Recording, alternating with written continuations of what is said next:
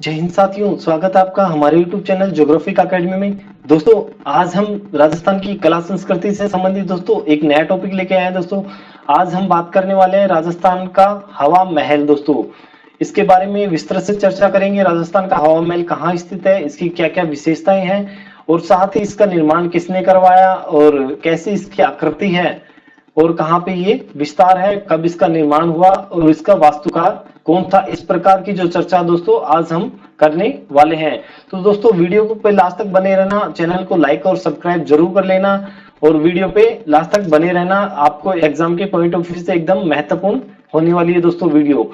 तो चलते हैं वीडियो। आज हम राजस्थान के हवा महल के बारे में बात करेंगे। इसी प्रकार राजस्थान की कला संस्कृति के बारे में हर एक टॉपिक में हम बात करेंगे दोस्तों, क्योंकि राजस्थान की कला संस्कृति अपने आप में एक महत्वपूर्ण स्थान रखती है दोस्तों, जो विश्व भर में या भारत भर में अद्वितीय स्थान रखती है। राजस्थान की कला और संस्कृति अपने आप में एक अनूठा संगम है, साथ ही इसकी विश्व स्तर पर एक अपनी धरोहर है, अपनी एक पहचान है। तो इसी पहचान को बनाए रखने के लिए साथ ही हमें इसका जो देखरेख, संरक्षण, साथ ही इनका अध्ययन करना चाहिए। हमें इन चीजों के बारे में जानकारी होनी चाहिए। तो दोस्तों, आज हम बात करने वाले हैं राजस्थान का हवा महल, तो उसी के बारे में चलते हैं वीडियो पे।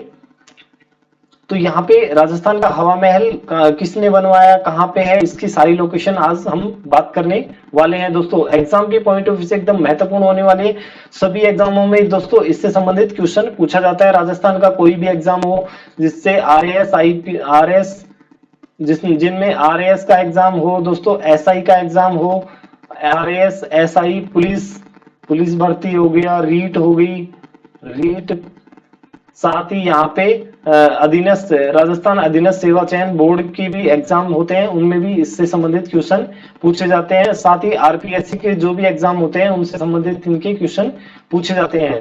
तो यहाँ पे हवा महल की बात कर रहे थे। राजस्थान का हवा महल कहाँ पे है, तो यहाँ पे राजस्थान के हवा महल की स्थिति देखेंगे तो जयपुर में है। राजस्थान के हवा महल की यहाँ प्रतिकृति आप देख पा रहे हैं, कितना अनूठा और अपने आप में एक अद्वितीय स्थान रखता है, जिसकी कला और संस्कृति के कारण इसकी विश्व स्तर पर पहचान है दोस्तों। राजस्थान का इसी कारण से दोस्तों सांस्कृतिक महत्व है, साथ ही यहाँ पे जो पर्यटकों के आकर्षण का केंद्र भी है, साथ ही विश्व में अनूठी पहचान भी है अपनी कला संस्कृति के कारण। साथ ही इसकी जो नक्काशीदार जो ये बने हुए हैं, जो खिड़कियां, साथ ही यहाँ पे जो कलाकृतियां बनी हुई है, किस प्रकार ये भी अपने आप में एक अमूल्य धरोहर है। तो दोस्तों, यहाँ पे हमने जाना जयपुर, इसकी स्थिति कहाँ पे है, जयपुर में। इसका निर्माण किसने करवाया, सवाई प्रताप सिंह ने। निर्माण कब करवाया, सवाई प्रताप सिंह ने। कब करवाया, 1799 में। कब करवाया, 1799 में। किसने, सवाई प्रताप सिंह ने। यहाँ पे हर एक पॉइंट पे हम नजर डालेंगे। एग्जाम के पॉइंट ऑफ व्यू से सारे पॉइंट महत्वपूर्ण है, कोई भी ऐसा पॉइंट नहीं है जो एग्जाम के पॉइंट ऑफ व्यू से महत्वपूर्ण नहीं हो। तो यहाँ पे हम जानेंगे कि इसकी स्थिति कहाँ पे है लोकेशन, जयपुर में है ये। निर्माण सवाई प्रताप सिंह ने करवाया। किसने करवाया निर्माण, सवाई प्रताप सिंह ने। इसका वास्तुकार कौन था, लालचंद उस्ता। लालचंद उस्ता इसका क्या था, वास्तुकार था। यहाँ पे आप देख पा रहे हैं वास्तुकार कौन था, लालचंद उस्ता। आकृति कैसी है इसकी, राजमुकुट के समान की, राजमुकुट के समान बोल सकते हैं, या भगवान कृष्ण के मुकुट के समान। कैसी आकृति है, भगवान कृष्ण के मुकुट के समान बोल सकते हैं। यहाँ पे देख पा रहे हैं कि इसकी अद्वितीय 5 मंजिला इमारत है। यहाँ पे आप देख पा रहे हो 1 मंजिला, यहाँ पे ये हो गई दोस्तों, यहाँ पे फर्स्ट, फिर यहाँ पे सेकंड इमारत, फिर यहाँ पे थर्ड हो गई और यहाँ पे फोर्थ हम देख पा रहे हैं, साथ ही यहाँ पे फिफ्थ। तो इस प्रकार यहाँ पे 5 मंजिला ये है। और दोस्तों 5 मंजिला नीचे से दोस्तों ये इसकी चौड़ाई ज्यादा है, साथ ही ऊपर में ये सकड़ा होता चला जाता है। तो यहाँ पे हमने देखा 5 मंजिला इमारत जो ऊपर से तो केवल 1.5 फुट चौड़ी है। ऊपर से तो कितनी है, 1.5 फुट चौड़ी है। बाहर से देखने पर ये मधुमक्खी के छत्ते के समान दिखाई देती है दोस्तों। यहाँ पे आप देख पा रहे हो नीचे से तो इसकी चौड़ाई है, लास्ट में ये सीमित होते हुए यहाँ पर आप देख पा रहे हो एकदम चोटी के समान, तो यहाँ पे एकदम कम चौड़ाई होती है। इस प्रकार ये अपने आप में क्या है, एक अद्वितीय स्थान रखता है। भगवान श्री कृष्ण के मुकुट के समान इसकी आकृति हमें दिखाई देती है। तो यहाँ पे हमने जाना वास्तुकार कौन था, लालचंद उस्ता। निर्माण सवाई प्रताप सिंह ने करवाया। कब, 1799 में करवाया। स्थिति कहाँ पे है, जयपुर में है। और ये अपने आप में क्या है, अद्वितीय स्थान रखता है। और यहाँ पे देखते हैं बाहर से देखने पर मधुमक्खी के छत्ते के रूप में इसकी आकृति दिखाई देती है। अक्सर एग्जाम में ऐसा क्वेश्चन पूछा जाता है कि मधुमक्खी के छत्ते की आकृति निम्न में से किसकी कलाकृति है, जो या किसका प्रतिरूप है या किसकी आकृति मधुमक्खी के छत्ते के रूप में बनी हुई है। तो यहाँ पे हम देखेंगे कि जो हवा महल है उसका आकार कैसा है, मधुमक्खी के छत्ते के अनुरूप है। दोस्तों इसके पीछे देखेंगे तो एकदम साधारण बना हुआ है, लेकिन इसका सामने वाला फ्रंट जो इसके पूर्व को इंगित करता है, पूर्व दिशा की ओर इसका मुख है। तो वहां पे दोस्तों ये कलाकृति बनी हुई है। इसमें 953 खिड़कियां हैं। दोस्तों यहाँ पे हम देख पा रहे हैं 953 जो ये खिड़कियां यहाँ पे हम गिन पा रहे हैं, ये 953 खिड़कियां हैं जो बेहद खूबसूरत और आकर्षक छोटी छोटी जालीदार खिड़कियां हैं, जिन्हें क्या कहा जाता है, झरोका कहा जाता है। यहाँ पे बेहद खूबसूरत और आकर्षक छोटी छोटी खिड़कियां हैं, जालीदार हैं और झरोखे हैं। इनकी खिड़कियों की संख्या कितनी है, 953 खिड़कियां हैं। और इनको बनाने का कारण, इसका उद्देश्य क्या था, किस कारण से ये इतनी जालीदार खिड़कियां बनाई गई।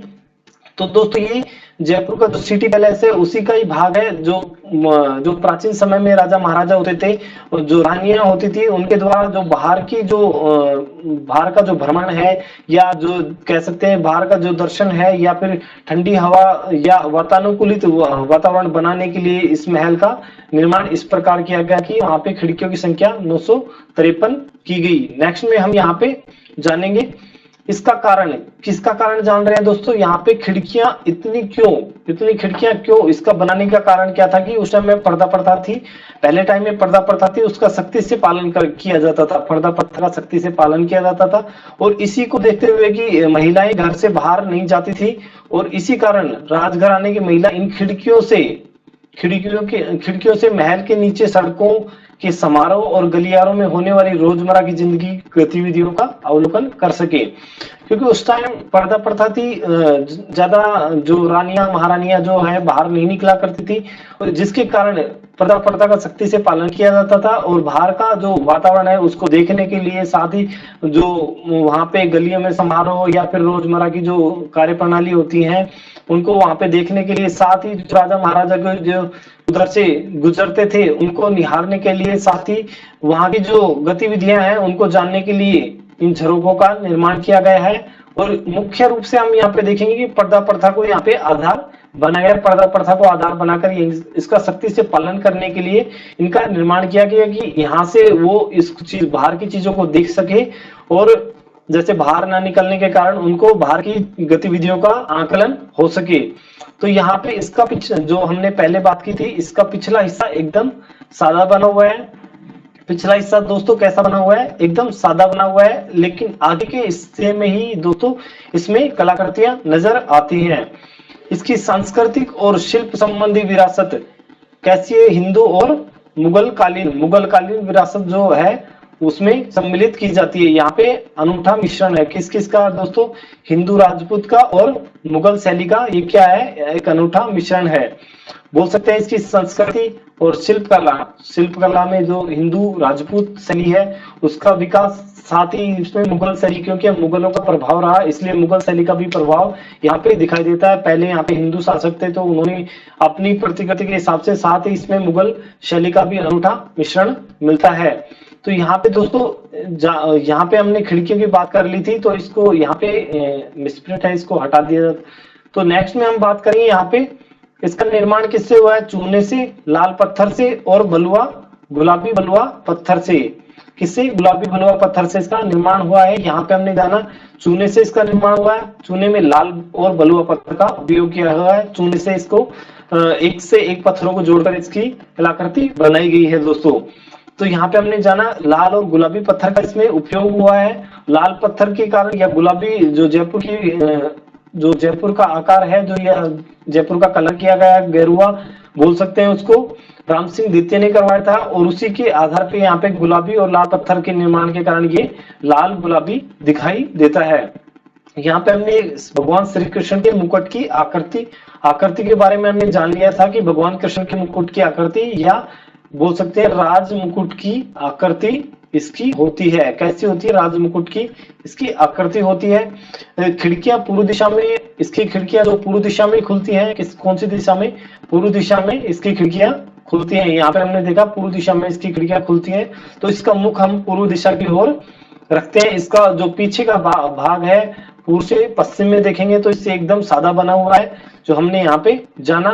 साथ ही हवा महल को लाल मंदिर भी कहा जाता है। लाल पत्थरों से निर्माण, लाल और गैर जो बलुआ पत्थर से निर्माण होने के कारण इसे लाल मंदिर भी कहा जाता है। तो यहाँ पे हमने जो जाना दोस्तों, यहाँ पे हमने जाना जयपुर के इस कलाकृतियों के बारे में। साथ ही यहाँ पे हम देख पा रहे हैं हवा महल की खिड़कियां रंगीन शीशों का अनूठा शिल्प है। रंगीन शीशे यहाँ पे लगाए गए हैं, रंगीन शीशे आप देख पा रहे हो। यहाँ पे रंगीन शीशों की कलाकृति है, रंगीन शीशे यहाँ पे लगाए हुए हैं। सूर्य की रोशनी, जब सूर्य की रोशनी इन पे पड़ती है, जो सूर्य एकदम सूर्य की आभा या रोशनी पूर्व में इसका मुंह है, तो एकदम सीधे सामने यहाँ पे सूर्य का प्रकाश पड़ेगा और इससे शीशों से होकर हवा कमरों में प्रवेश करती है। शीशों से होकर हवा महल के कमरों में प्रवेश करती है। कौन सी? सूर्य की किरणें। तो कमरा एकदम इंद्रधनुषी आभा, इंद्रधनुष के रूप में दिखाई देता है।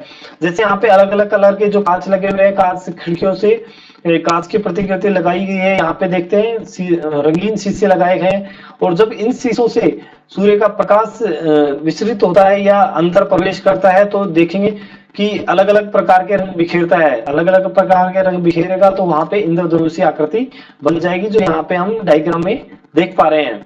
यहाँ पे हम डायग्राम में देख पा रहे हैं। नेक्स्ट में हम यहाँ पे हवा महल की खिड़की से हवा महल के पिछले हिस्से का एक बेहतरीन नजारा यहाँ से हम देख सकते हैं। बेहतरीन नजारा आप फोटो में ऊपर दिए गए जंतर मंतर का एक सम्राट यंत्र देख सकते हैं। दोस्तों इसके जो पिछला हिस्सा है, पिछले हिस्से से हम यहाँ पे दिखा पा रहे हैं आपको कि इस प्रकार से यहाँ पे जंतर मंतर की जो स्थिति यहाँ से दिखाई देती है इसके पिछले हुए भाग से।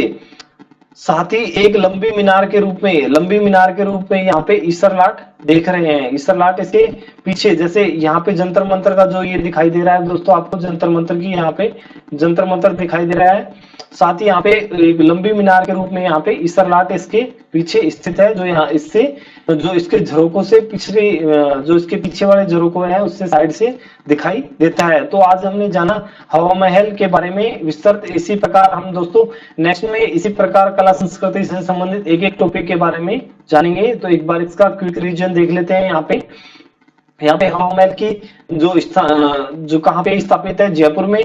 इसने निर्माण करवाया? सवाई प्रताप सिंह ने, जयपुर के महाराजा सवाई प्रताप सिंह ने 1799 में इसका निर्माण कराया। वास्तुकार लालचंद उस्ता थे। वास्तुकार कौन थे? लालचंद उस्ता थे। और इसकी आकृति राजमुकुट के समान, या बोल सकते हैं भगवान कृष्ण के मुकुट के समान है। अद्वितीय 5 मंजिला इमारत है। यहाँ पे बेहद खूबसूरत, और खिड़कियां कितनी है? यहाँ पे 953 खिड़कियां हमने देखी। साथ ही नेक्स्ट में हम देख पा रहे हैं ये जो खिड़कियां बनाने का कारण, यहाँ पे हमने पत्थर दिखा था, और इसके पिछला हिस्सा एकदम सादा बना हुआ है, जबकि आगे का हिस्सा जो पूर्व की तरफ है एकदम डिजाइनदार, या बोल सकते हैं उसमें खिड़कियां बनी हुई है। साथ ही वह 5 मंजिला दिखाई देता है, एकदम सौंदर्य प्रतिरूप दिखाई देता है, जो एकदम विशिष्ट कलाकृति का निर्माण है, जिसमें किस किस का प्रभाव पड़ता है? हिंदू और मुगल शैली का प्रभाव दिखाई देता है। मुगल शैली और हिंदू शैली का प्रभाव दिखाई देता है। इसमें चूने के साथ साथ लाल और गुलाबी पत्थरों का प्रयोग किया गया है। इसी कारण से लाल और गुलाबी पत्थरों का प्रयोग करने के कारण से ही इसे क्या कहा जाता है? लाल मंदिर कहा जाता है। लाल मंदिर कहा जाता है, और ये पूर्व की तरफ और मुख करके है। दोस्तों आज हमने हवा महल के बारे में जाना विस्तार से। दोस्तों एग्जाम के पॉइंट ऑफ व्यू से एकदम महत्वपूर्ण वीडियो है। आप वीडियो को 1 से 2 बार देखेंगे तो आपको इजीली ये याद हो जाएगा। तो दोस्तों चैनल पे नए हो तो इसको लाइक, सब्सक्राइब और शेयर जरूर कर लेना। ऐसी ही वीडियो हम आपके लिए लेके आते रहेंगे। दोस्तों एग्जाम के पॉइंट ऑफ व्यू से एकदम महत्वपूर्ण है वीडियो, तो चैनल को लाइक, सब्सक्राइब और शेयर कर लेना। चलते हैं दोस्तों, नेक्स्ट वीडियो में मिलेंगे। तब तक के लिए धन्यवाद। जय हिंद दोस्तों।